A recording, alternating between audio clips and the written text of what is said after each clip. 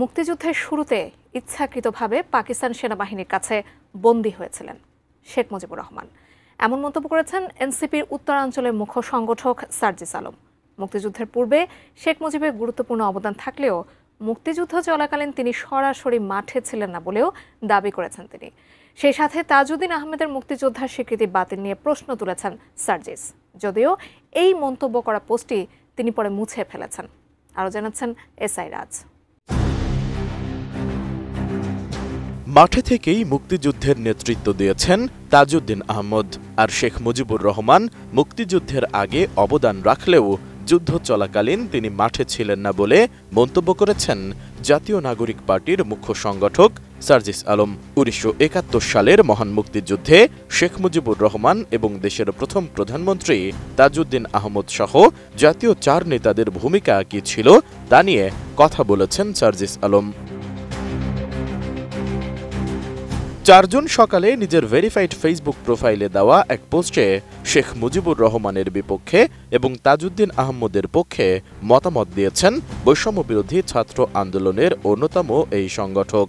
তিনি লিখেছেন, মুক্তিযুদ্ধের শুরুতে ইচ্ছাকৃতভাবে পাকিস্তান সেনাবাহিনীর কাছে বন্দী হয়ে বিজয়ের পর পর্যন্ত শেখ মুজিবুর রহমান পাকিস্তানের জেলে বন্দী ছিলেন। মুক্তিযুদ্ধের পূর্বে তার গুরুত্বপূর্ণ অবদান থাকলেও মুক্তিযুদ্ধ চলাকালীন তিনি সরাসরি মাঠে ছিলেন না। তাজউদ্দিন আহমদ মাঠে থেকে মুক্তিযুদ্ধের নেতৃত্ব দিয়েছেন, তার মুক্তিযুদ্ধের স্বীকৃতি বাতিল হয় কিভাবে? জীবনের সব আয়োজন এখানে একসাথে।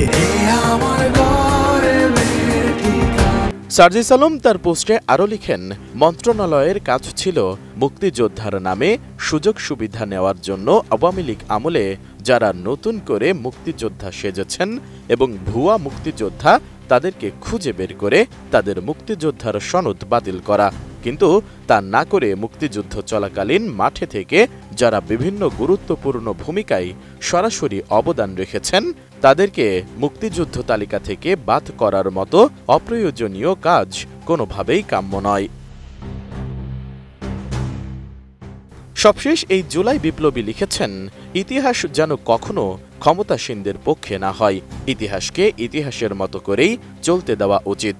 অন্যদিকে নিজের ওই পোস্টেরই কমেন্ট বক্সে তাজউদ্দিনের নামে কলেজের নাম পরিবর্তনের প্রসঙ্গ টেনে সার্জিস লিখেন, গাজীপুরের কাপাসিয়ায় তাজউদ্দিন আহমদের নামে যে কলেজ ছিল সেটির নাম পরিবর্তন করাটাও আওয়ামী আমলের চর্চার আরেকটি চিত্র।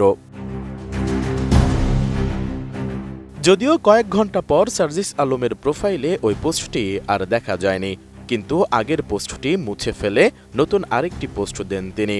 সেখানে সার্জিস আলম লিখেন, দেশের প্রথম সারির কিছু পত্রিকা ও মিডিয়া হাউস শুধুমাত্র টিআরপি আর ব্যাকডোর নেগোসিয়েশনের কারণে দিনে দিনে প্রোপাগান্ডা ছেলে পরিণত হচ্ছে। এর আগে ৩ জুন বীর মুক্তিযোদ্ধা পরিচয়ের নতুন সংজ্ঞা নির্ধারণ করে একটি সংশোধিত অধ্যাদেশ জারি করে বর্তমান সরকার। রাষ্ট্রপতির অনুমোদনে জাতীয় মুক্তিযোদ্ধা কাউন্সিল অধ্যাদেশ ২০২৫ গ্যাজেট আকারে প্রকাশ করা হয়। এর পরপরই গুঞ্জন ওঠে শেখ মুজিব সহ জাতীয় ৪ নেতার মুক্তিযোদ্ধা স্বীকৃতি বাতিল করা হয়েছে। এ নিয়ে সামাজিক যোগাযোগ মাধ্যম সহ সবখানে চলে বিতর্কের ঝড়, কিন্তু পরবর্তীতে জানানো হয় খবরটি ভুয়া। এসআই রাজ, ডেস্ক রিপোর্ট, এটিএন নিউজ।